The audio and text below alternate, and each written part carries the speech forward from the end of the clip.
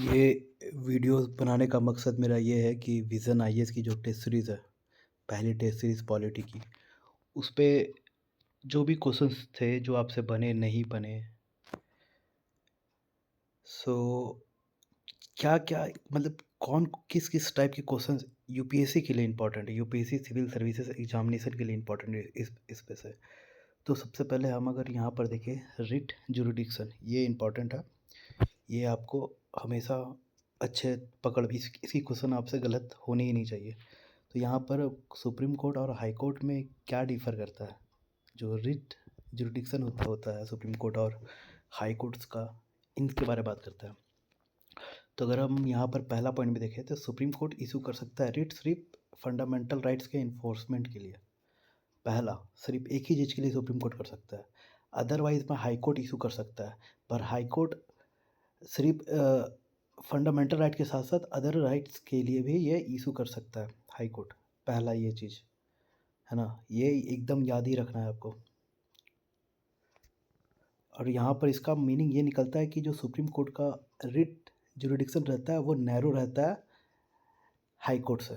ठीक, ये आपको दिमाग में बैठा लेना है ये पॉइंट। फिर यहाँ पर आप देखो, अगर सेकेंड पॉइंट इसका, supreme court issue writ against a person और government throughout territory of India whereas high court can issue writs. ये चीज़ आपको पता होनी ही चाहिए, ये ठीक है। आर्टिकल 32 फंडामेंटल राइट्स रेमेडी है। सुप्रीम कोर्ट में रेफ्यूज़, सुप्रीम कोर्ट रेफ्यूज़ कर सकता है, पर अदर हैंड में remedy under article 226 is a discretionary. तो जो हाई कोर्ट की पावर है वो डिस्क्रिशनरी पावर है, हैंस हाई कोर्ट में refuse to exercise is. High court भी रिफ्यूज़ कर सकता है, पर सुप्रीम कोर्ट इसको रिफ्यूज़ नहीं कर सकता, ये चीज़ है। फिर सुप्रीम कोर्ट डिफेंडर, हाँ ये चीज़ ठीक है। अब अमेंडमेंट, अमेंडमेंट ये इंपॉर्टेंट है। अमेंडमेंट से भी आपको रिलेटेड याद रहना चाहिए। अब यहाँ पर बात करें, देखो, अगर लोकसभा में 552 मेंबर है, but any amendment must be supported by, कोई भी अमेंडमेंट 276 वोट चाहिए, 276 मेंबर ऑफ वोट। तो अगर 300 मेंबर प्रेजेंट है at the time of voting, अगर कॉन्स्टिट्यूशनल अमेंडमेंट के लिए वोटिंग के टाइम पे अगर 300 मेंबर प्रेजेंट है, तो बिल को 276 चाहिए, मेजोरिटी ऑफ द सपोर्ट चाहिए। तो ये चीज़ आता है स्पेशल मेजोरिटी। अब यहाँ पर क्या बात कर रहा है, ये किस चीज़ के बारे में बता रहा है? यहाँ पर हमें बात कर रहा है amendment to the constitution required to different kinds of special majority. तो ये भी हमारा एक स्पेशल मेजोरिटी रहा ना। तो ये याद रखना, 300 मेंबर आए हैं, प्रेजेंट है, और उस पर से 276 ही वोट करना पड़ेगा उनको, क्योंकि टोटल मेंबर 552 है, समझे? और दोनों both house of parliament must pass amendment separately. ये ठीक है, आपको मालूम, ये तो होना चाहिए। और यहाँ पर amendment must continue to third चाहिए यहाँ पर। टू थर्ड का मतलब ये हो गया आपका।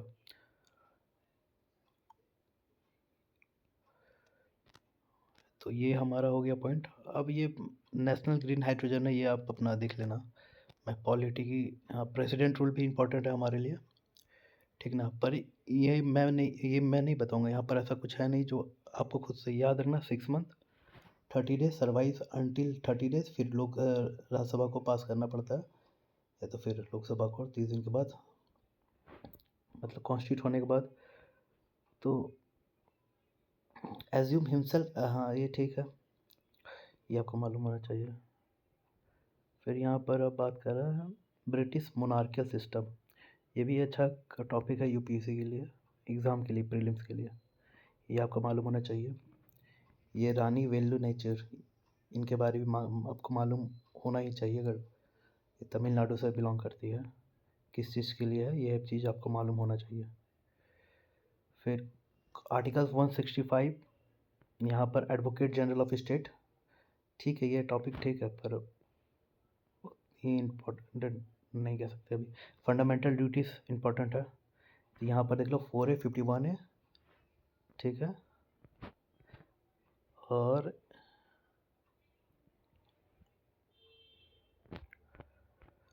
डायरेक्टिव क्या है, फंडामेंटल ड्यूटीज़, इसे शायद सन सिंह कमेटी इन्हें रिकमेंड करती है। ठीक है, ये याद रखना। एक कमेटी के बारे यहाँ पर 80 और 86 कॉन्स्टिट्यूशनल अमेंडमेंट एक्ट में क्या हुआ, 46 से 14 ईयर तक चिल्ड्रन को एजुकेशन कंपलसरी है। तो ये सब चीज़ें आपको देखना है। यहाँ पर मैं ढूंढ रहा हूँ, ये तो एक डाटा है नहीं। टू प्रमोट इक्वल जस्टिस, हाँ ठीक है, 39 है, 38 है, ठीक है, प्रमोट। पर यहाँ पर अब आता है केसेस, इससे रिलेटेड आपको अभी केसेस भी देखना है कि टीपीएसपी की ये जो 39A है, 38 है, फिर 39B है, 39C है, क्या है वहाँ पे, ये इम्पोर्टेंट है, ठीक ना। क्योंकि डीपीएसपी गोलकनाथ केसेस से रिलेटेड, चंपाकरण दोरंज केस 1951, फिर आपका गोलक गोलक गोलक चंपारण दोस्त केस तो है ये। फिर डीपीएसपी 23rd 24th 24th और 25th कॉन्स्टिट्यूशनल अमेंडमेंट इसी से रिलेटेड है। फिर 42nd 42, बहुत कुछ है इस पर, ये आपके लिए इम्पोर्टेंट है।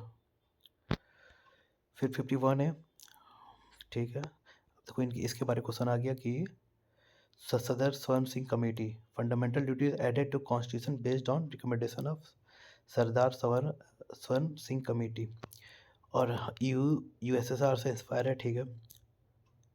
Right depends on conditional upon the fulfilment of duty, ये आपको मीनिंग मालूम होनी चाहिए। 74 बात करता है हमारा council of minister aid and advice the president, ठीक है। 42nd अमेंडमेंट एक्ट किस चीज़ के बारे में बात करता है, president shall an act in accordance with advice given by council of minister reviewing. 44th amendment act है, president can request council of minister to reconsider. अच्छा, 44th अमेंडमेंट एक्ट में ये चीज़ ऐड किया था, ये भी चीज़ है। 42 44th ये सब इंपॉर्टेंट अमेंडमेंट है। बेसिक स्ट्रक्चर इंपॉर्टेंट है, केशव नंदा भारती केस, ठीक है, ये मालूम होना चाहिए आपको पहले से। फिर अटॉर्नी जनरल, ये भी आपको मालूम होना ही चाहिए, 76 है, ये आर्टिकल याद रखना है, इसकी फंक्शंस वगैरह मालूम होना चाहिए। 76 अटॉर्नी जनरल। फिर मिनिस्ट्री ऑफ जल शक्ति वाटर क्वालिटी रिपोर्ट है 2024 की, ये मैं ऊपर से बता देता हूँ क्योंकि इंपॉर्टेंट है ये भी। नाइट्राइट कहाँ पर, कौन कौन से स्टेट के रीजन में नाइट्राइट पाया जाता है, राजस्थान, तमिलनाडु एंड महाराष्ट्र। फ्लोराइड कहाँ, Haryana, Karnataka. Arsenic flood plain, जो गंगा की फ्लड पेन से पानी जाता है और ब्रह्मपुत्र रिवर्स के उस पर आर्सेनिक पाया जाता है। राजस्थान, पंजाब, ये यहाँ पर यूरेनियम पाया जाता है पानी में, तो इससे क्या होता है, हमारे हेल्थ में इफेक्ट करता है। Regional variability 100% of water sample meet BIS standard in Arunachal प्रदेश।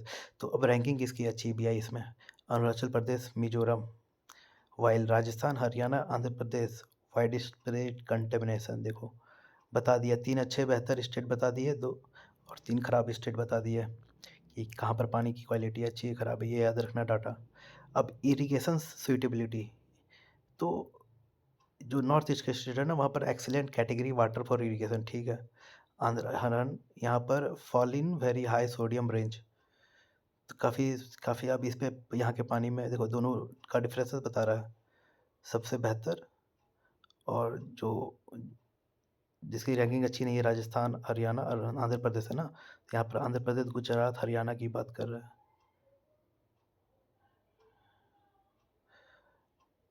ये सब फॉल करते वेरी हाई सोडियम रेंज में, और यहाँ की पानी को इरिगेशन में यूज़ नहीं किया जा सकता, तो वो इंपॉर्टेंट है, इसलिए बात की। 5th शेड्यूल भी इंपॉर्टेंट है, 5th 6th शेड्यूल। फिर फंडामेंटल ड्यूटीज 4A में बताता है, ठीक ना। 5th शेड्यूल में क्या है, control of schedule area 368 article, तो इस पे किसी भी तरह का चेंजेस के लिए कॉन्स्टिट्यूशनल अमेंडमेंट नहीं चाहिए अब। और सिंपल मेजोरिटीज पास करना है, आर्टिकल 3, अच्छा आर्टिकल 3 में जो लॉ रहता है वो भी उसके लिए भी हमें आर्टिकल कॉन्स्टिट्यूशनल अमेंडमेंट की ज़रूरत नहीं पड़ती, मालूम होना चाहिए सब कॉन्सेप्ट। 4A ये मालूम होना चाहिए। केरला का कपट बीच, ठीक है, चल बीच, ये बीच दोनों बीच के नाम याद रखने चाहिए। इसे ब्लू फ्लैग सर्टिफिकेशन, तो ये आपको फिर इसके बाद का आपको नहीं मालूम है तो खुद से पढ़ना चाहिए। फिर Supreme Court Keshava Nanda Bharati case, ये इंपॉर्टेंट है, ठीक ना। क्या क्या कौन कौन सी बेसिक डॉक्ट्राइन है ये देखो आप, अभी तक में तो मालूम। फिर चाइना ने लॉन्च किया है नेंगचू 1 जनवरी में। फिर आर्टिकल 360 क्या कहता है, फाइनेंशियल इमरजेंसी। तो यहाँ पर इंपॉर्टेंट क्या है, 38 अमेंडमेंट एक्ट है 1975। फिर 44th अमेंडमेंट एक्ट 1978, इम्प्लाइंट एंड सर्टिफिकेशन ऑफ प्रेसिडेंट। यहाँ पर जुडिशल रिव्यू हो सकता है, ये चीज़, ये दो इंपॉर्टेंट है और इसके बारे में आपको मालूम होना चाहिए। फिर अब देखो ये कमिटीज याद रखना ज़रूरी, कभी कदार पूछ देते हैं या ऐसे, मतलब चांसेस है। तो जो पावर की बात है तो नेहरू, कॉन्स्टिट्यूशन की बात है तो भी नेहरू, प्रोविजनल कॉन्स्टिट्यूशन की बात है तो सरदार पटेल, इनका जोड़ने का काम था। इसलिए नीचे को स्तर को ये जोड़ रहे थे एक तरह से। Drafting committee Ambedkar, advisory committee अगर बात करें तो डॉक्टर राजेंद्र प्रसाद सीनियर थे। एडवाइजरी आप हर चीज़ में एडवाइस कर सकते हैं, फंडामेंटल राइट्स में, minority, tribal affair, excluded area. नहीं, सरदार पटेल, सॉरी, क्योंकि ये नीचे का काम कर रहे थे प्रोविंशियल लेवल में। और प्रोसीजर अगर बात करें क्या प्रोसीजर हो, वो राजेंद्र प्रसाद। स्टेट कमेटी है नेहरू के अंदर, steering committee doctor Rajendra Prasad. फिर अब देखो डीपीएसपी भी इम्पोर्टेंट रहता है। अब डॉक्टर अंबेडकर क्या कहा, उन्होंने क्या कहा था, directive principle are like the instrument of instruction, याद रखना, which were issue to governor general and to the governor of colonies of India. तो एक तरह से इंस्ट्रूमेंट ऑफ इंस्ट्रक्शन मतलब कि ऐसा इंस्ट्रूमेंट है जो आपको इंस्ट्रक्ट करता हो। और इंस्ट्रक्ट क्या करता है हमारा डीपीएसपी, वेलफेयर, कि गवर्नमेंट अपने तरफ से वेलफेयर ले कर सकती है पीपल्स का। तो ये मालूम होना चाहिए आपको। फिर है joint service public service commission, ये आपको खुद से पढ़ना चाहिए क्योंकि ये उतना इंपॉर्टेंट पूछने का चांस नहीं है। आर्टिकल 14, ये चीज़ सही है। एपिडाइसिस ब्रिटिश जूरिस्ट है क्योंकि इन्होंने दिया है rule of law. Match the following, ये पूछ सकता है। ये सब बेसिक कंसेप्ट आपको याद रखना है। फिर क्या क्या आता है उसके अंदर, एब्सेंस ऑफ ये आपको देख लेना है। रूल 14, आर्टिकल 14 इंपॉर्टेंट है और ये एब्सोल्यूट भी नहीं है, याद रखना। यहाँ पर कॉन्स्टिट्यूशनल एंड अदर एक्सेप्शन भी है।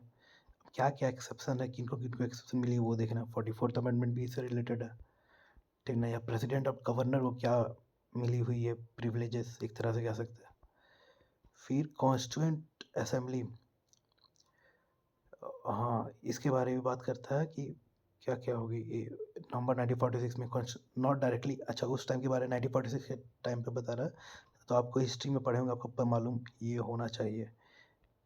एंड डायरेक्टली तो नहीं था, ये आपको मालूम होगा। और कौन कौन सेक्शन के कम्युनिटीज़ यहाँ पर अपने आप को रिप्रेजेंट कर रहे थे। और 312 क्या है, कौन सी आर्टिकल है 312, पार्लियामेंट में by law provide for creation of one और more all India service by resolution in council of state, not less than 2/3 of number of present and voting।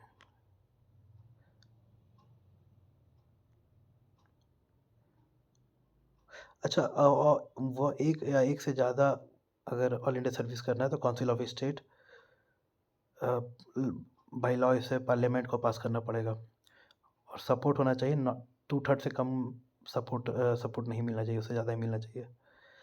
तब फिर ऑल इंडिया सर्विसेज के लिए policies बन जाएगी, rules बन जाएंगे, law बन जाएगी। और 8050 एक्ट भी इम्पोर्टेंट है आपके लिए। यहाँ पर गवर्नर वाइसराय करके, डबल गवर्नमेंट, वाइसराय आ जाते हैं, पहले वाइसराय बनते हैं लॉर्ड कैनिंग 1858 में। सेक्रेटरी ऑफ स्टेट यहाँ पर आता है, ठीक ना। इसके साथ 15 काउंसिल देते मेंबर रहते हैं इसे असिस्ट करने के लिए, ब्रिटिश से ही लिया गया है। और ये अल्टीमेट इसका रिस्पॉन्सिबल क्या रहता है, ब्रिटिश पार्लियामेंट को रहता था। और हमारे इंडिया में क्या है, अब जो भी होगा वो इंडियन पार्लियामेंट को होगा। बोर्ड ऑफ कंट्रोल इसके लिए जो था पहले, और court of director, financial matter, administration matter, इनको पॉलिटिकल और फाइनेंशियल, इनको अब क्या किया, एंड कर दिया गया, ठीक है। ये मालूम होना चाहिए। हाँ, ये भी मैंने बता दिया। ये ब्रिटिश से, इंग्लैंड का ये, समझे। यूपीएससी, इसकी आर्टिकल 315 से 323। और not concern with classification of service. अब ये याद रखना आपको कि ये जो मतलब कि कंसर्न नहीं रहता सर्विस की क्लासिफिकेशन के लिए, ठीक ना।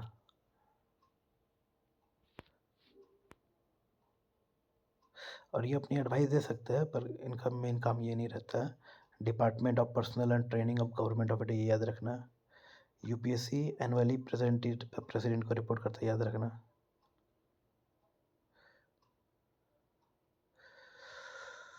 और यूपीएससी का जुरिडिक्शन एक्सटेंडेड बाय एक्ट, हाँ ये भी चीज़ ठीक है। फिर आर्टिकल 4, ये है एरिया बाउंड्री, ठीक ना, डिक्लेयर करता है एडमिशन या एस्टेब्लिशमेंट ऑफ न्यू स्टेट, ठीक है। इस पे देखो आर्टिकल 4 ये बता रहा है हमारा एडमिशन या एस्टेब्लिशमेंट, ये आर्टिकल 2 का भी है। और फॉर्मेशन ऑफ न्यू स्टेट, या अगर उसकी एरिया बाउंड्री को छेड़छाड़ करके नया स्टेट बनाते हैं या नया नाम रखते हैं, तो अंडर आर्टिकल 3 के अंडर होता है, are not to be consider as amendment. तो ये सब चीज़ करेंगे तो अमेंडमेंट कॉन्स्टिट्यूशन के लिए नहीं कहलाएगा। अंडर आर्टिकल 368 करके हम ये सब चीज़ें नहीं कर सकते, हम सिंपल वे में कर सकते हैं, ज़रूरत नहीं है कॉन्स्टिट्यूशनल अमेंडमेंट की। ये हमने डिस्कस किया। आर्टिकल 3 भी है, before making recommendation president must refer the bill to the, हाँ प्रेसिडेंट स्टेट लेजिस्लेचर को पूछेंगे और वहाँ पर उनको प्रेसिडेंट ऑब्लिक भी नहीं होंगे उनके व्यू से, बस उनको उनके रेफरेंस लेने के लिए वो भेज देंगे।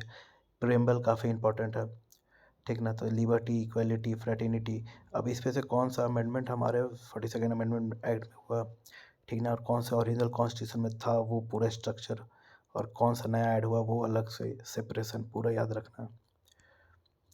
इंडियन काउंसिल एक्ट जो है इशू करते हैं ऑर्डिनेंस, ठीक है, 6 मंथ, वैसे ऑर्डिनेंस का 6 मंथ रहता है। और कब करते हैं, जब इमरजेंसी हो या तो फिर हाउस सेशन में ना हो। ये मैं अभी का फीचर बता रहा हूँ, प्रेजेंट टाइम का। ये 1861 में ऐसा होता था पहले। लॉर्ड कैनिंग थे, तो लॉर्ड कैनिंग ने 3 नॉमिनेट किया था इंडियंस को। वो थे Raja Banaras, Maharaja Patiala, sir Dinkar Rao. Article 360 financial emergency, ये आपको पता होना चाहिए। Chief election commissioner, right to information act 2005 में आया, याद होना चाहिए आपको। और सीआई को अपॉइंट कौन करता है, प्रेसिडेंट अपॉइंट करता है।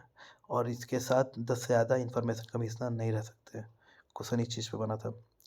और इस पे जो कमेटी जो बनती है अपॉइंट करने के लिए, मतलब रिकमेंड करेगी पहले पर्सन का नाम, तो वो जो कमेटी रहेगी उसमें प्राइम मिनिस्टर चेयरमैन रहेंगे, leader of opposition, Lok Sabha, cabinet minister, ये सब रहेंगे। और ये अपना नाम को, मतलब जो कमिश्नर बनाएंगे जिन्हें, उनका नाम रिकमेंड करेंगे प्रेसिडेंट को और उन्हें प्रेसिडेंट अपॉइंट करेंगे। तो आरटीआई एक्ट अमेंड किया था 2019 को, किया गया था। और उन्होंने अपना ऑफिस का टर्म प्रिस्क्राइब कौन करेगी, सेंट्रल गवर्नमेंट करेगी अब उनका ऑफिस का टर्म।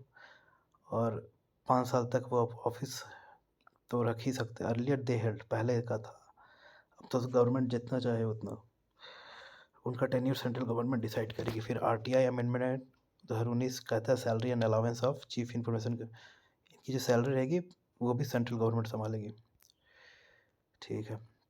सरदार Swaran Singh committee, fundamental duties, ये चीज़ देख लेना। क्या कोई इम्पोजिशन, मतलब कोई पेनल्टी लगती है क्या अगर हम फंडामेंटल ड्यूटीज़ फॉलो नहीं करते हैं? लगती तो नहीं है, पर पार्लियामेंट में प्रोवाइड फॉर, और किसी भी तरह का लॉ नहीं है जो इम्पोज करता है पेनल्टी शैल बी चैलेंज। अगर कोई लॉ बनाया गया और उसे चैलेंज कोर्ट में नहीं किया जाएगा।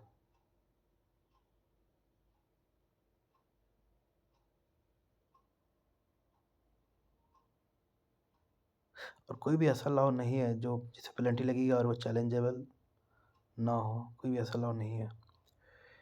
और duty to pays tax should be fundamental duties, हाँ तो ये इन्होंने रिकमेंड किया था, ये एक्सेप्ट नहीं की हुआ था, समझे। फिर 1950 में क्या था, डीपीएसपी है। मैं अच्छा, डीपीएसपी में कौन कौन से गवर्नमेंट ने क्या क्या बना, मैटरनिटी एक्ट 1961, और इस पे बहुत कुछ सारी चीज़ें हैं। ये सब चीज़ें भी डीपी मतलब कि वेलफेयरिज्म में आती है, डायरेक्टिव प्रिंसिपल, ये सब चीज़ सरकार कर सकती है। वाइल्ड लाइफ को बचाना हो, वाटर एंड एयर एक्ट्स बनाया, ठीक ना, क्रिमिनल प्रोसीजर कोड, सेपरेट किया judiciary from executive in the public services of the state. तो ये सब चीज़ें किया है। सेपरेशन ऑफ पावर हमारा क्या कहते हैं डायरेक्टिव प्रिंसिपल में है, आर्टिकल 50 में। फिर इंटरपोल के बारे में पूछा था, तो ये नोटिस इशू करती है, ये इम्पोर्टेंट है, ठीक ना। तो देख लेते हैं क्या है। तो रेड नोटिस है वांटेड पर्सन, येलो नोटिस है मिसिंग पर्सन या माइनर, ठीक ना। ब्लू नोटिस एक तरह से एडिशनल इन्फॉर्मेशन किसी के बारे चाहिए, पहले मान के चलो पता करना। पर्पल हो, देखो नीचे से ऊपर देखो, पर्पल हो कि हाँ डिवाइस ऑपरेंडी भी वैसा कुछ यूज़ कर सकता है, गलत करेगा, ऐसा कुछ लग रहा है, पर वैसा कुछ शंका नहीं है। ऑरेंज में है वार्न ऑफ एन इवेंट,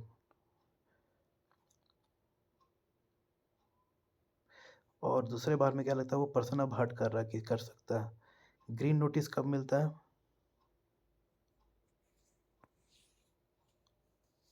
हाँ, ग्रीन नोटिस कब की हमें मालूम चल जाता है कि उससे खतरा, और हम लोगों को जागरूक करते हैं कि उससे खतरा या जो भी है।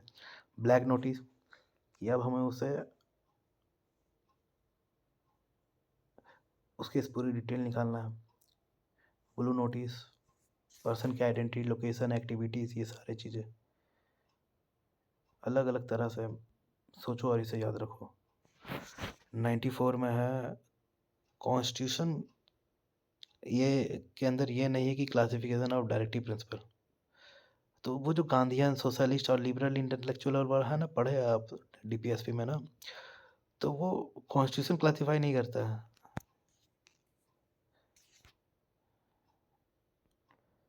उसके कंटेंट पे से क्लासिफाई किया गया है। तो गांधी की अगर आर्टिकल 40, 43, 43B याद रखना, 40, 43, 43B, 46, 47, 48, ये सब चीज़ें याद रखना है कि गांधी की कौन कौन सी थी। 41 सोशलिस्ट है ये, तो ये सब आर्टिकल आपको याद रखनी कौन किसकी है। 48 साइंटिफिक लाइंस, ऑर्गेनाइज एग्रीकल्चर में 48 में। तो ये सब चीज़ें आपको पता होना चाहिए।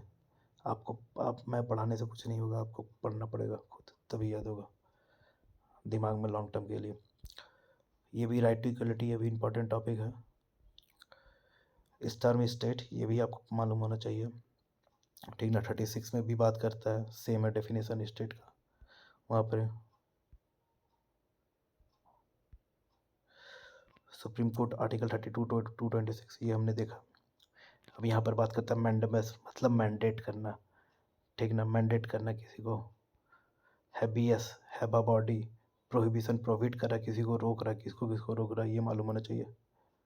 Not available against administrative authority, legislative body and private, देखो तो ये सिर्फ प्रोहिबिट किसको कर सकता है, लोअर कोर्ट कर सकता है। सेसरी, सेसरी मतलब इन्फॉर्मेशन मांग रहा है, किससे, किससे मांगेगा, नॉट लोकल लेजिस्लेटिव बॉडी और प्राइवेट इंडिविजुअल, ये सबसे नहीं मांगेगा, ठीक ना।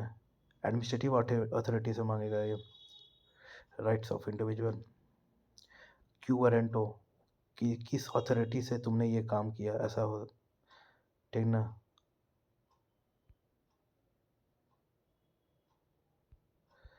फिर 90 यहाँ पर ह्यूमन राइट्स एक्ट है, 1993 का ये एक्ट है, और स्टेट ह्यूमन राइट्स भी है। तो क्या है स्टेट ह्यूमन राइट, अपने स्टेट लिस्ट और कंकरेंट लिस्ट तक ही काम।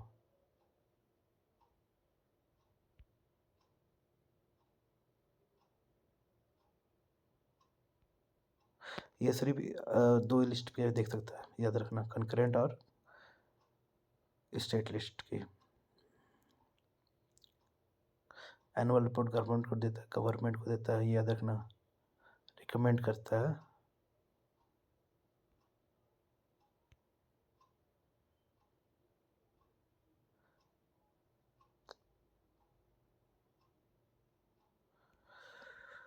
डेमोक्रेसी के बारे में याद रखना क्या क्या चीज़ें हैं, समझे, ये बहुत इंपॉर्टेंट कंसेप्ट है। Freedom of assembly, association, property rights, religion, speech freedom, inclusiveness, citizen. तो ये सब चीज़ फॉरेनर के लिए भी अवेलेबल होगा कि यहाँ पर ये सब चीज़ें होती है। डेमोक्रेसी किस चीज़ पे बेस रहता है, पॉलिटिकल इक्वलिटी, आपको याद रखना चाहिए। आर्टिकल 25 क्या कहता है, ये भी मालूम होना चाहिए। Freedom of conscience and legal right to freely profess, practice, propagate religion, ये चीज़ आर्टिकल 25। यहाँ पर रिलीजियस प्रैक्टिस या रिचुअल्स को भी इंक्लूड कर रहा है, याद रखना। 28 में बात करता है no religious instruction shall be provided in any educational institution wholly maintain out of state fund. जो स्टेट के फंड से हो रहा है वहाँ पर कोई भी रिलीजियस इंस्ट्रक्शन नहीं दिया जाएगा। और ये प्रोविज़न अप्लाई कहाँ नहीं होगा, जो एडमिनिस्टर किया जा रहा है स्टेट के द्वारा बट एस्टेब्लिश किया गया है किसी ट्रस्ट, कोई ट्रस्ट अगर बनाया है या कोई कुछ रिलीजियस इंस्ट्रक्शन दे रहा है तो वहाँ पर ये चीज़ अप्लाई नहीं होगा, पर ये भी स्टेट के अंडर ही में ही रहेगा।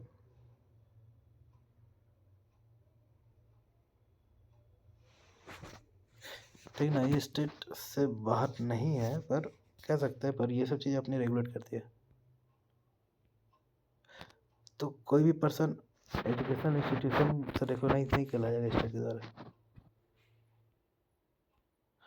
और आर्टिकल 28 पढ़ना ये, तो ये हो गया। हमने देखो 25 मिनट में हमने 50 क्वेश्चन देख लिया है ना। अब यहाँ पर CVC को भी देखो 1964 में बनी है, एग्जीक्यूटिव रिजोल्यूशन बस पॉइंट होता है, अपॉइंट करता है प्रेसिडेंट के द्वारा। ये सब चीज़ें आपको पता होना चाहिए। मैं बहुत काफ़ी टाइम ले रहा हूँ, इतना मैं नहीं, बहुत जल्दी ख़त्म करना था। स्टेट इंफॉर्मेशन कमीशन, ये आपको पता रखना चाहिए, ठीक है। आर्टिकल 33 क्या कहता है, रेस्ट्रिक्ट और abrogate the fundamental rights of member of arm force, paramilitary, police force, intelligence agency, analog force, ये सब की पावर रेस्ट्रिक्ट कर दी जाती है कि आप पार्लियामेंट नहीं आ सकते, मतलब कि आप, मतलब फंडामेंटल राइट्स वायलेशन होने पे आप नहीं जा सकते, आपके अलग राइट्स है। All India service, emergency provision देख लो, सिंगल कॉन्स्टिट्यूशन, यूनिटरी फीचर का क्या है, क्या होता है यूनिटी फीचर में, क्या क्या है ये बात कर रहा है। फिर फंडामेंटल राइट्स, दो सिटीजन और फॉरेनर दोनों को जो अवेलेबल रहे, तो 14 20 21 21, 14 20 21 21 21 ए, 22 23 24 25 26 27 28, ये सब चीज़ किसके लिए है, दोनों के लिए है। तो यार 22 23 24 25 26 27 28 21 22 20 21 22 20 21 21 से 22 23 24 25, देखो ये सारे दोनों के लिए अवेलेबल है। फिर 14 है, फिर आपका सिर्फ इंडियन सिटीजन के लिए 15 16 19, 15 16 19 29 30, ये सिर्फ इंडियन सिटीजन के लिए है। 15 16 19 29 30, 15 16 19 29 30, ठीक है। याद रख लो इसको, उसके अंदर का फीचर आपको मालूम होना चाहिए अभी तक में। PDS, अब PDS के बारे में बात करते हैं, ये भी इंपॉर्टेंट है। स्कैन, ये नाम क्या है, फुल फॉर्म क्या है इसका, subsidy claim application for national food security act. तो स्कैन एक एक्रोनिम आया है, नाम आया है, ये भी पूछा जा सकता है किस चीज़ का रिलेटेड है। तो अब हमारा PDS सिस्टम में क्या क्या, अन्न चक्र, PDS अन्न चक्र है, स्कैन सब्सिडी क्लेम है, एप्लीकेशन, ठीक है। मिनिस्ट्री ऑफ पर्सनल यहाँ पर लॉन्च करेगी इनिशिएटिव अमृत ज्ञान कोष। अमृत ज्ञान कोष में क्या होगा, अंडर मिशन कर्मयोगी गवर्नेंस ट्रेनिंग और कैपेसिटी बिल्डिंग पे ये चीज़ नॉलेज अवेयरनेस पढ़ाएगी, ठीक ना। अब यहाँ पर इमरजेंसी का प्रोक्लेमेशन है, ये आपको देखना चाहिए। प्रेसिडेंशियल सिस्टम और पार्लियामेंट्री फॉर्म ऑफ गवर्नमेंट, ये भी इम्पोर्टेंट है। Supreme court basic structure, SR Bommai case important है, नाम क्या हुआ था, preamble is a part of constitution, SR Bommai case 1984, ठीक ना। फिर 42nd amendment act 1976, president to limit operation of a national emergency to the, president limit कर सकता है कुछ स्पेसिफाइड पार्ट के लिए। ये अमेंडमेंट 1975 में Indira Gandhi president proclaim and president थी, प्राइम मिनिस्टर थी, और इन्होंने एडवाइस दी president proclaim emergency without consulting cabinet. तो इसके चलते 44th अमेंडमेंट आया, वहाँ पर ऐसी पॉसिबिलिटी को हटा दिया गया कि प्राइम मिनिस्टर अलोन नहीं ले सकते डिसीजन। तो अभी इमरजेंसी प्रोविज़न पढ़ो तुम जा करके, आप सब जा करके। सेंट्रल गवर्नमेंट के बारे में आप बात कर रहे हैं तो क्या होगा यहाँ पर, अप्लीकेशन है, ग्रांट सर्टिफिकेट, नेचुरलाइजेशन, अच्छा सिटीजनशिप तब आ गया, इलीगल इमिग्रेंट, तो सिटीजनशिप वाला भी टॉपिक काफ़ी इम्पोर्टेंट है। तो ये टॉपिक है 8 शेड्यूल में, यहाँ पर लैंग्वेज के बारे बात कर रहा है, उसको लैंग्वेज भी होना चाहिए, educate language of specify in 8 schedule of constitution, granting citizenship, distributing service in field of art science. और ऐसा प्रोविज़न नहीं है कि जो आर्ट साइंस से लिटरेचर से है तो इन्हें सिटीजनशिप ग्रांट कर दे, ऐसा प्रोविज़न नहीं है जो टेस्ट सीरीज में पूछते हैं। तो यहाँ पर कुछ कुछ है इम्पोर्टेंट, आपको पढ़ना चाहिए, मैं खुद देख रहा हूँ क्योंकि आपको पढ़ने के बाद ही क्लैरिटी आएगी, मेरे समझाने से नहीं। अब यहाँ पर क्या है, डीमेरिट ऑफ प्रेसिडेंशियल, आपने पॉलिटी लेक्चर में पढ़ा होगा, कॉन्फ्लिक्ट बिटवीन होता है। डीमेरिट क्या है, प्रेसिडेंट कॉन्फ्लिक्ट, नॉन रेस्पॉन्सिबल, ठीक है, ऑटोक्रेसी, नैरो रिप्रेजेंटेशन होता है, ये सब चीज़। मेरिट क्या, स्टेबल है और definiteness in policies based on separation of power government by expert. तो अब यहाँ पर देख लो पार्लियामेंट्री सिस्टम जो इंडिया में है, तो ये सब मेरिट ना इंडिया में डिमेरिट बन जाएगी। यहाँ पर अनस्टेबल गवर्नमेंट है, डेफिनाइट नहीं है, गवर्नमेंट चेंज होती है तो पॉलिसीज़ भी बदल जाती है, सेपरेशन ऑफ पावर नहीं है क्योंकि एग्जीक्यूटिव लेजिस्लेटिव एक साथ काम कर रहा है यहाँ पर, है ना, गवर्नमेंट एक्सपर्ट नहीं, ऐसा नहीं है। फिर conflict between legislative and executive होता है यहाँ पर भी, ये रेस्पॉन्सिबल है इंडिया में हमारा। ऑटोक्रेसी, अगर मेजोरिटी अगर हो तो ऑटोक्रेसी में चल जाती है। नैरो रिप्रेजेंटेशन, ऐसा नहीं है, वाइड ब्रॉडर रिप्रेजेंटेशन है। गवर्नमेंट ऑफ इंडिया एक्ट 1985, ठीक है। इंडियन काउंसिल एबॉलिश किया गया यहाँ पर, इंडियन काउंसिल। सेपरेशन हुआ बर्मा का इंडिया से, ये सब इम्पोर्टेंट है। साइज, इंडियन लेजिस्लेचर का साइज को बढ़ाया गया, फ्रेंचाइजी दी गई, मतलब वोटिंग राइट्स कुछ कुछ लोगों को, कम्युनल इलेक्टोरेट भी दिया गया यहाँ पर। और फिर 35 में ही दलित या फिर SC ST को भी रिजर्व, मतलब कि ये सब चीज़ मिला, रिजर्वेशन, ये वोटिंग राइट्स, सीट रिजर्व, ठीक ना, बहुत कुछ यहाँ पर था। तो यहाँ डायरकी को एबॉलिश किया गया, इंडियन, बहुत कुछ है इसके बारे में, आपको अच्छे से पढ़ना चाहिए, इसके बारे में क्वेश्चन बनता है। सुप्रीम कोर्ट 1969 में क्या किया, सेटलमेंट किया बाउंड्री डिस्प्यूट बिटवीन इंडिया और कोई और कंट्री, कैसे हल करेगी ये एग्जीक्यूटिव एक्शन के, it can be done by executive action as it does not involve, अगर फॉरेन कंट्री को देने का नहीं है तो एग्जीक्यूटिव एक्शन के द्वारा कर सकती है बाउंड्री डिस्प्यूट, जो भी होता है, ठीक ना। और हाइवर सीड इंडियन टेरिटरी, अगर अपनी टेरिटरी देती है तो कॉन्स्टिट्यूशनल अमेंडमेंट चाहिए उसके लिए, जो कि 9th कॉन्स्टिट्यूशनल अमेंडमेंट में क्या हुआ था, बेरूबारी केस है ये, बेरूबारी यूनियन ऑफ इंडिया। सो और ये याद रखना, 9th कॉन्स्टिट्यूशनल अमेंडमेंट, यहाँ पर क्या किया, West Bengal to east part Pakistan को दिया गया, कुछ part territory in West Bengal. तो बांग्लादेश भी एक था, ठीक ना, 1975 में, 1972 में बना ना बांग्लादेश, तो उस वक्त भी दिया था, इसीलिए तो 368 का यहाँ पर इस्तेमाल करना।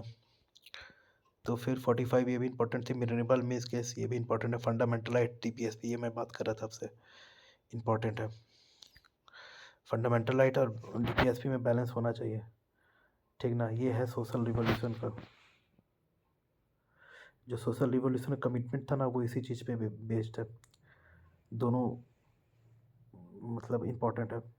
और कभी ज़रूरत पड़े तो एब्सोल्यूट किसी एक को भी हम मतलब प्राइमेसी दे सकते हैं, ठीक ना, जिससे कि डिस्टर्ब मतलब कि डिस्टर्ब ना हो सोसाइटी, मतलब कॉन्स्टिट्यूशन का वायलेशन ना हो। तो ये चीज़ है मेरे रिपब्लिक 1980 में, याद रखना।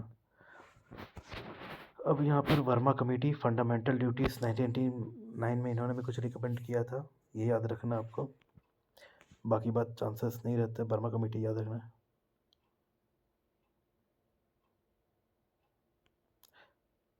तो ये देखो, डिसऑनर फ्लैग के लिए कहा था कि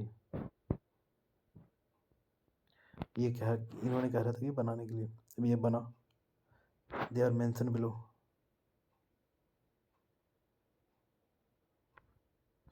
तो ये इनके इनके रिकमेंडेशन से ये एक्ट बना, नेशनल हॉनर एक्ट, ठीक ना। तो ये रोकता है डिसरिस्पेक्ट, हाँ, ये सब जो cases, national anthem, national flag. तो अगर चाहे सिविल मतलब राइट्स के मतलब कि अगर पुलिस चाहे तो एक्शन ले सकती है, अगर आप इंटेंशनली अगर ऐसा कुछ कर रहे हो तो। अब प्रोटेक्शन ऑफ सिविल राइट 1955 बनते हैं आप। तो यहाँ पर पनिशमेंट, कोई अगर ऑफेंस करता है कास्ट से या रिलीजन के बेसिस पे, तो वहाँ पर ये चीज़ें आईपीसी में भी है, अनलॉफुल एक्टिविटी यूपा में भी है, रिप्रेजेंटेशन ऑफ पीपल एक्ट यहाँ पर भी है। डिस्क्वालीफाई कर देंगे जो अगर नेशनल ऑन डिसऑनर के करेगा, तो डिसऑनर टू दी कॉन्स्टिट्यूशन करेगा तो उसे हम डिसऑनर कर देंगे। प्रोहिबिट करता है किसी भी इंडेंजर स्पीसीज में नहीं करना, वाइल्ड लाइफ प्रोटेक्शन है, फॉरेस्ट एक्ट। तो ये सब चीज़ें हैं हमारी। और ये दोनों इंस्ट्रूमेंट कौन से, कॉन्स्टिट्यूशन कहाँ से पावर लेती है, क्या है, ये आपको मालूम होना चाहिए। World first cryo born baby coral successfully settle on great barrier reef, ये कहाँ, ऑस्ट्रेलिया। अब उसके बाद आगे का आपको पता करना है। यूनेस्को वर्ल्ड हेरिटेज साइट मिला है इसको 1981 में, समझे। और फिर से यहाँ पर नेहरू की बात करते हैं, फिर प्रेमबल आ गया यहाँ पर 1946। तो ये भी इम्पोर्टेंट है, ये टॉपिक इम्पोर्टेंट है, कंसेप्ट इम्पोर्टेंट है पीटी के लिए। फंडामेंटल राइट्स यहाँ पर आ गया है, फंडामेंटल राइट्स ये भी इम्पोर्टेंट है, क्या क्या है इस पर, क्या अवेलेबल है, 31 में क्या है, 31, ये सब चीज़ें मतलब 31A, 31B, 31C तीनों इम्पोर्टेंट है।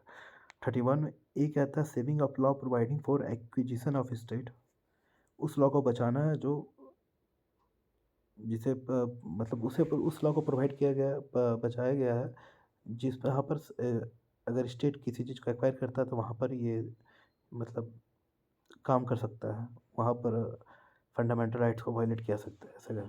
31 भी कहता है वैलिडेशन ऑफ सर्टेन एक्ट, कुछ ही एक्ट और रेगुलेशन को हम 9 शेड्यूल में रख सकते हैं, मतलब कि कुछ ही चीज़ को जहाँ पर गवर्नमेंट इंटरफेयर ना करे या उस सेक्टर में काम कर सके, और saving of law giving effect to certain directive principle, ये तीनों इंपॉर्टेंट है। मैं अभी तीनों इंपॉर्टेंट आपको ज़रूरी है देखना, बहुत ज़रूरी है।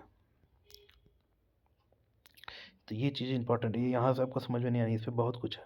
तो यहाँ पर बेरुबारी यूनियन नहीं, बेरुबारी यूनियन कहते हैं, यहाँ पर भी चंपर दुरांज केस है, fundamental rights is superior then, या तो फिर DPSP subordinate to fundamental rights, ऐसा यहाँ पर चल रहा है। तो इसको आपको पूरा देखना है, बुक में जो लक्ष्मीकांत में जो उसे देखना, वहाँ से देखना आपको। वर्ल्ड इकोनॉमिक फोरम ने रिपोर्ट निकाला है ग्लोबल साइबर सिक्योरिटी आउटलुक 2025, ठीक है। तो कौन कौन से रिपोर्ट्स और निकालती है, travel and tourism, global competitive report, enabling trade report, global energy environment performance index, world power, ये सब आपको याद करना पड़ेगा, मतलब देखना पड़ेगा खुद से। कॉन्स्टिट्यूशनलिज्म का मतलब क्या होता है, क्योंकि ये बात करता है लिमिटेड गवर्नमेंट पे बात करता है, ठीक ना। और फिर अगर 360 की बात करता है अगर हाँ 360 कहाँ लगता है, फाइनेंशियल इमरजेंसी पे, आपको मालूम होना चाहिए। एक बार भी लगा है कि नहीं लगा बताओ। लोकपाल लोकायुक्त, ये भी इंपॉर्टेंट है, 2013 में पास किया है, स्टैट्यूटरी बॉडी है। यहाँ पर बात करता है कि ये ओम्बड्समैन के नाम पे काम करता है। यहाँ पर क्या है, करप्ट एलिगेशन अगर कोई करता है तो उस पर इंक्वायरी करता है। और prime minister, member of parliament, group ABCD, ये सब के ऊपर भी कर सकता है। फिर दो इनका लोकपाल एक्सटेंड मिनिस्टर, ठीक है, मिनिस्टर तक भी जाता है, मिनिस्टर की भी इंक्वायरी कर सकता है। अब पार्लियामेंट में जो कहेंगे वो सबको इंक्वायरी नहीं करेगा। तो और क्या है, फॉरेन कंट्रीब्यूशन भी जो बताओ उसके लिए भी बनाया गया है, 10 लाख से ऊपर नहीं, उसके हिसाब से भी बनाया गया, ये भी देखना है आपको। स्टैंडिंग कमेटी भी पूछ लेती है। अब ये गिवन वाइल्ड लाइफ सेंचुरी कहाँ पर है, असम में, ये याद रखना, सबसे पहले ये याद है। फिर IUCN में इसे इंडेंजर रखा, ये याद रखना। सब कॉन्टिनेंट ऑफ इंडो चाइना, ये याद रखना। बेंगाल वायरिस, इंडिया बांग्लादेश, जो जो मैंने बोला उतना याद रख लेना। National board of wild life, special economic zone, ये सब चीज़ें हैं। फिर मिनिस्ट्री ऑफ ट्राइबल अफेयर में क्या, फॉरेस्ट राइट एक्ट 2006, ठीक ना। दुर्गावती टाइगर रिजर्व, ये कहाँ पर है? मध्य प्रदेश में है। यहाँ पर 2 मेजर रिवर बेसिन है इंडिया के, Ganga Narmada. Nauradehi wildlife sanctuary और वेरांगा दुर्गावती, ये दोनों यहाँ पर है, याद रखना है। और यहाँ का वेजिटेशन कैसा है, मतलब कि देखो ट्रॉपिकल ड्राई डेसिडीज है, टीक पेड़ यहाँ पर उगते हैं, टीक प्रीडोमिनेंट सबसे ज़्यादा स्पीसीज है। फौना में अगर देखें तो नील गाय है, चीतल है, सांबर है, रेसूस है, मक्का है, पैंथर है, इंडियन उल्फ है। तो ये सब चीज़ें हैं, तो इनका वेजिटेशन कैसा होगा सोचो। तो यहाँ पर, तो इसे यहाँ पर सेंचुरी बनाया है, तो मध्य प्रदेश किस चीज़ के लिए? टाइगर रिजर्व के लिए। देखो ये हो गया। फिर UNCBD, ये नहीं उतना। इंडियन काउंसिल एक्ट 1980, याद, ये चीज़ इंपॉर्टेंट है। फिर लोकायुक्त, ये हमने देखा। सुप्रीम कोर्ट, हाँ ये भी हमने देखा।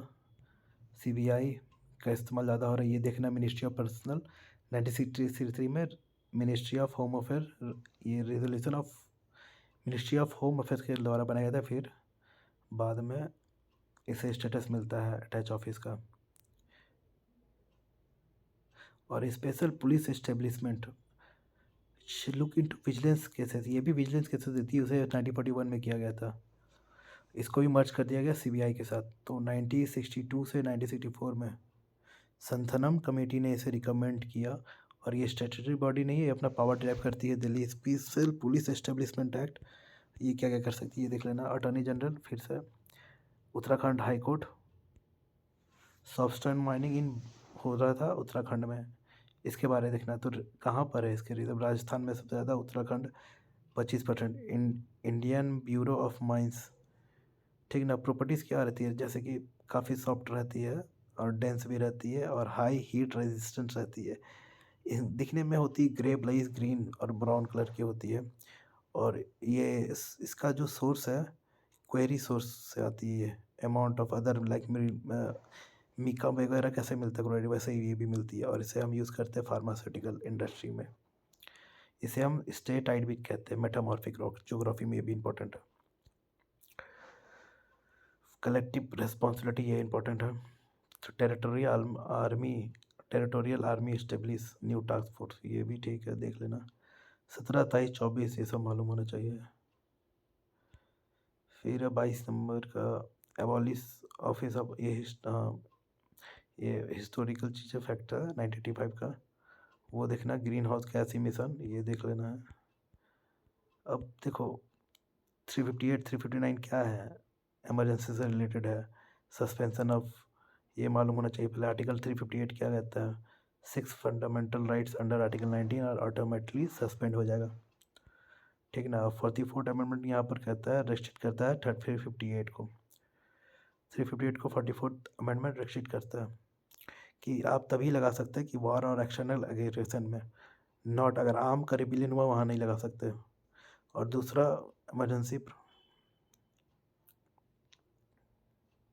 इमरजेंसी को तो चैलेंज नहीं किया जाएगा, पर अदर लॉ जो रहेंगे उसको चैलेंज किया जा सकता है कि आपने इमरजेंसी टाइम में ऐसा कैसे एग्जीक्यूटिव एक्शन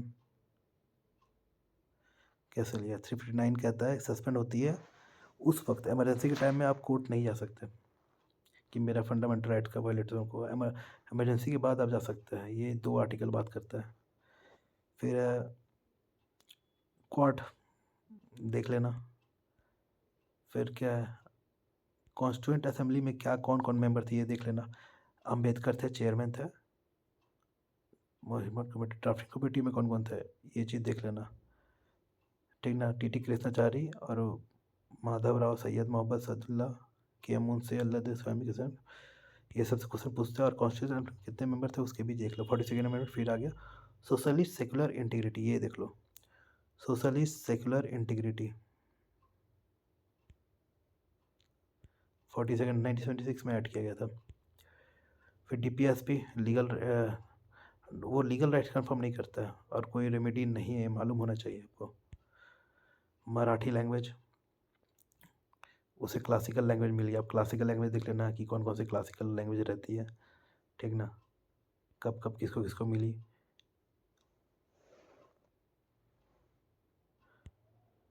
फिर है यहाँ पर 24th कॉन्स्टिट्यूशनल अमेंडमेंट एक्ट, समझे क्या कहता है। आर्टिकल 368 को हम कंसिडर नहीं कर सकते कि अंडर लॉ, उसे कंसिडर नहीं कर सकते अंडर आर्टिकल 13, ये कह रहा था। तो इसको हटाया गया। हटाया क्या गया, वायलेट होगा तो फिर ख़त्म।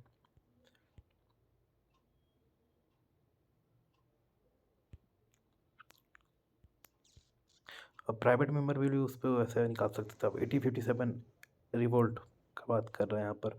उसके बाद कौन कौन से एक्ट आए होंगे उसके बारे में आपको। डुअल सिटीजनशिप, क्या होता है डुअल सिटीजनशिप, ठीक ना। फिर democracy, directive 97th constitutional amendment act क्या था। 86, 44, 42 में कितना कुछ आया। 39, 39A, 43, 48 ये किसका है, गांधीयन का लग रहा है।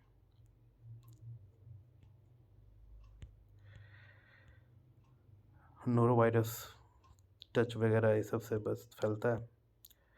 क्या है ये noro virus, American stomach flu है ये। आर्टिकल 280 फाइनेंस कमीशन, ये भी अच्छी टॉपिक है। Keshav Nanda Bharati case, LIC case देख लेना। LIC केस में क्या करता, वही चीज़ प्रिंपल इंटीग्रल पार्ट है पर नॉन जस्टिसिएबल है, not enforceable in court in law. फिर सॉलिसिटर जनरल ऑफ इंडिया, ठीक है। आर्टिकल 76, आर्टिकल 76 बात करता है attorney general. Solicitor general of India किस पे है, अटॉर्नी जनरल पार्टिसिपेट कर सकता है मालूम है, पर अटॉर्नी सॉलिसिटर जनरल का आर्टिकल कौन सा है। और ये स्टैट्यूटरी रिपोर्ट है, कॉन्स्टिट्यूशनल बॉडी नहीं है, सबको मालूम है। 350,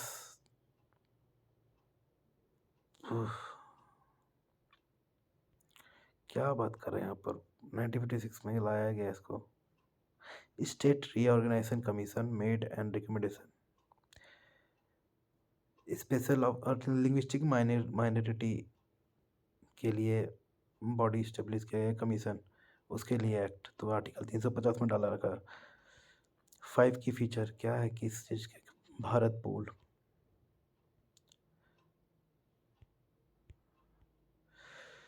commerce and industry in turmeric board देख लेना, ये टर्मिक हमारे लिए इम्पोर्टेंट है। Basic structure in citizenship act, ठीक है। कैसे कैसे हो सकता है ये देखना है आपको, बेसिक